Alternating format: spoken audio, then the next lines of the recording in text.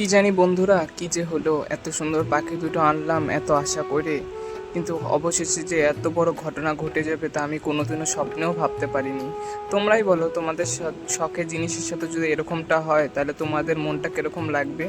এই দেখো পাখির তারপরে খাবার নিয়ে যাচ্ছি, যেহেতু খাবার শেষ হয়ে গেছে ওখানকার, তবে একটু খাবার দিয়ে দিলাম। আর সময় মতো এদেরকে খাবারও দিতে হয়। খাওয়ার পর আমি তারপরে জলের বাটিটাও দিয়ে দিলাম, আর পরিষ্কার জলের বাটি দিয়ে আর কি করব। আর কি হয়েছে ঘটনাটা তাহলে শোনো, তোমাদেরকে বলি। আমার একটা পাখি গতকাল রাত্রে ইঁদুরে খেয়ে ফেলছে।